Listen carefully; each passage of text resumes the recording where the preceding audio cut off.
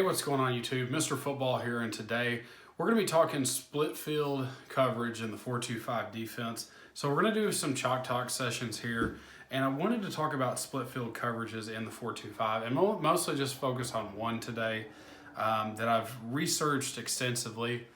I always do a lot of, outside of football season, I do a lot of study. And one of those things I study each year in the 4-2-5 defense and others like it is to look at split field coverages. I think they offer quite a bit, adding to your coverage package.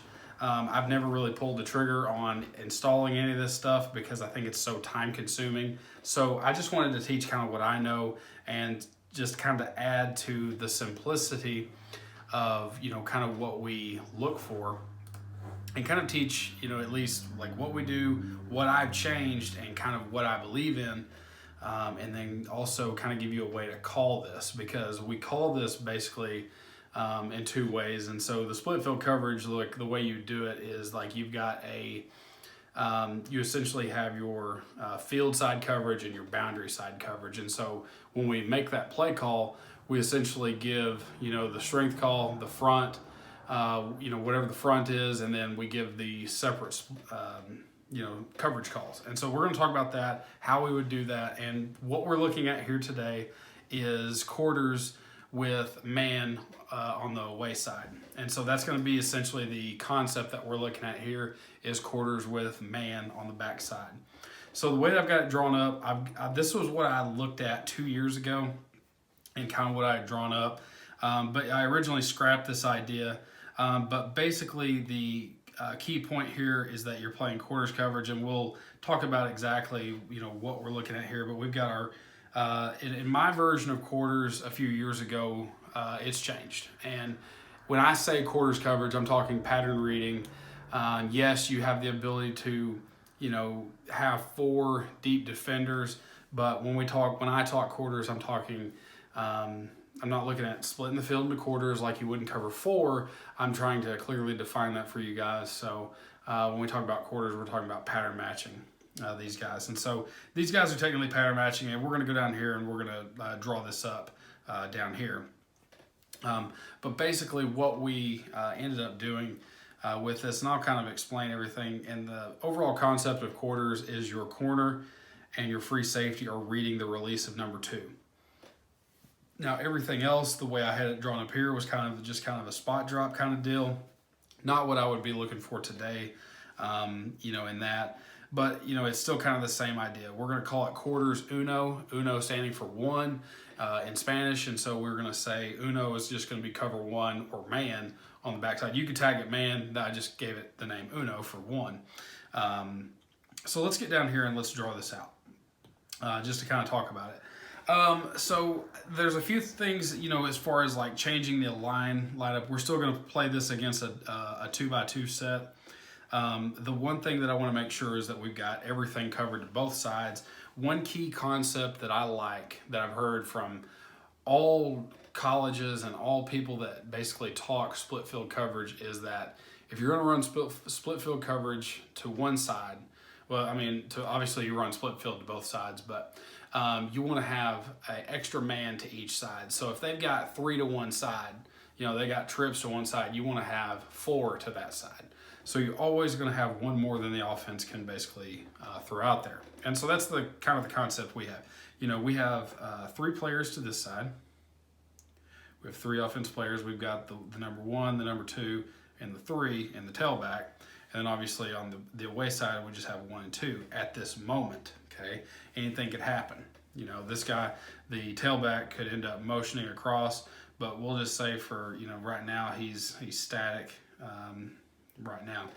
And so in this scenario, we've got essentially over here on the away side, we've got our corner on 1, our bandit player on 2, and our will linebacker. He's involved in the run game first, but in the event of a pass and the tailback, releases, say this way, he would have to pick him up. So that's kind of one key thing there that we would say. So that kind of falls into that idea that we're talking about. Like we always want to have one extra guy over to each side. So we've got everything covered in that sense. Now, moving on. So from this, so that's our three side here with three players. So we're going to have, the way that we start this out is we're going to have our corner and our free safety read the release of number 2.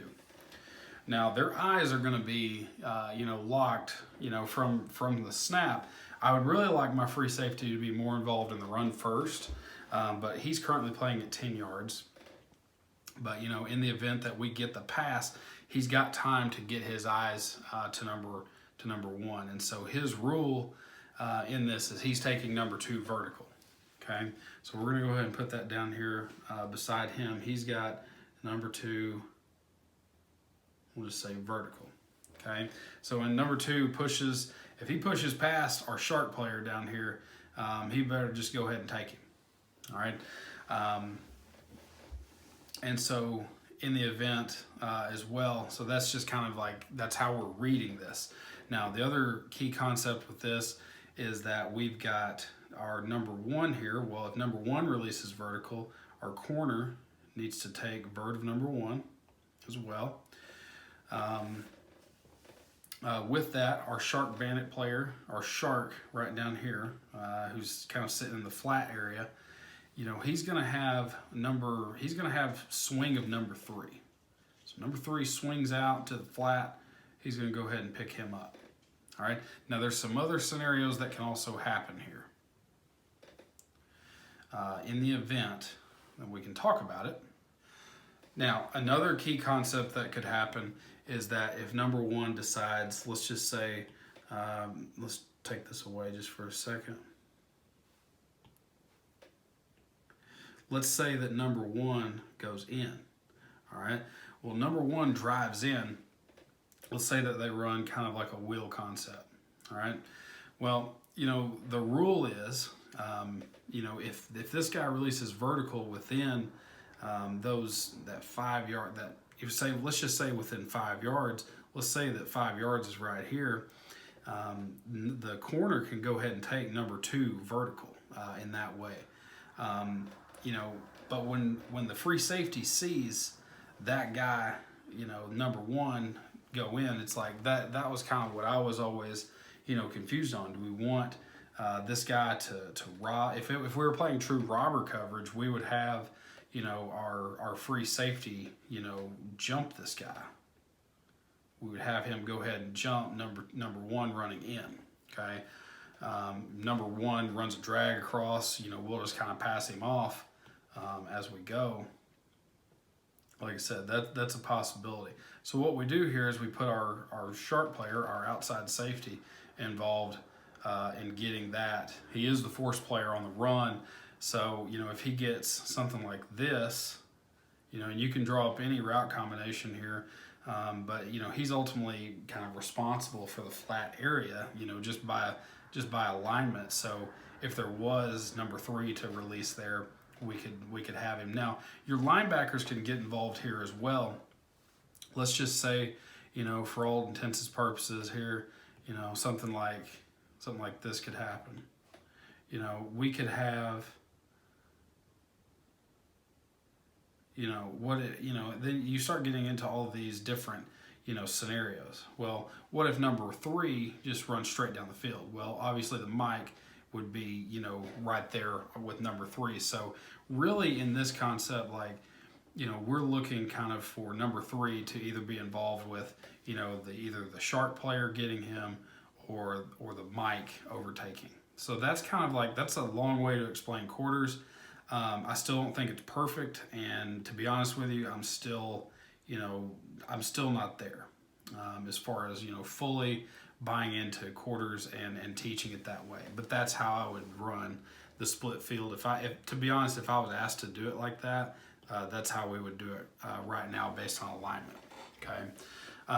Like I said, I think a lot of this stuff takes game preparation and going through and learning it. So that's our quarter side, and so we're just we would just say to the field, or based on our strength call. If our strength call was a split call, meaning we're going to call it to the multiple receiver side, we would say that. Obviously, we'll go ahead and give you guys the call here as well. So we've got split over. Our first is quarters, to the split side. So this is our, passing strength side. It's also our run strength side as well. That's our passing strength. And then, on the away side, we'd be running uno, or man. So from this rule, sticking to the split field stuff, we're gonna lock down on number 1. Bandit is gonna take number 2 man. He's got him. Pretty much they're just locked down on man. We're not gonna pattern read them based on what they do. And just say, look, you got him. The will linebacker, I forgot to drop my tackle back. There he is. We're playing with 10. But let's just say, the guy motions over and then releases to the flat, we can have a third player over there for that.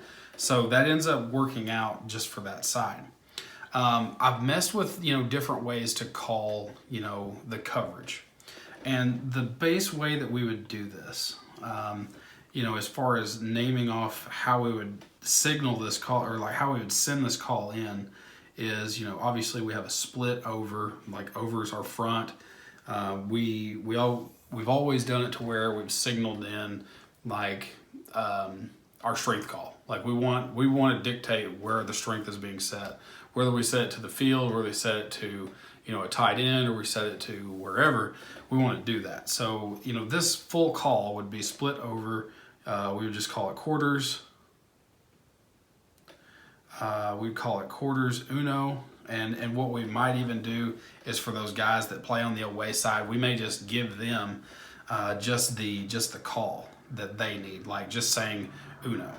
But then we also wanted to also include our trips check. And so our base trips check was, we might say is solo or roll. Just kind of one, I don't even think we based out of solo. But that was one trips adjustment. But like we could say that we would just do our roll check, okay, and we could talk about roll check another time. But that would be essentially the full call. Obviously those away side guys need that too, but that's really the whole thing. So you can see like as far as like how I've changed over time here, and kind of what I do now. And this still isn't perfect in my mind, and I think I'm missing things. If you guys have things that I should add to this, I'm welcome to, hear all this, because I'm just here to learn, and talk through this stuff. I think this kind of gives me a platform to kind of, for everybody to just kind of share ideas on this kind of stuff. I know this stuff's popular, so I just wanted to kind of give my take on it. So I hope you guys enjoyed this. If you want to know what I'm using, I'm using GoodNotes. I obviously just copied this in. I actually just took a screenshot of this from our Huddle playbook that I had this drawn up in, and then I've just used my Apple Pencil to draw this in GoodNotes. And I kind of use this for a lot of the clinic notes that I'm doing right now, but that's just kind of like one of those things I'm using. So anyway, I just wanted to say thank you guys for watching this video. I hope you enjoyed it. We'll be coming back with more Chalk Talks later on. As far as we can go back with these and talk about some more split field coverages, but that's just kind of where we're at right now. So I hope you enjoyed this video. Definitely go subscribe and like this video. Please comment if you like this video, and tell me some things that you'd like to see me talk about here in the future on Chalk Talks. So thank you guys so much for watching this, and we'll see you next time. Mr. Football out.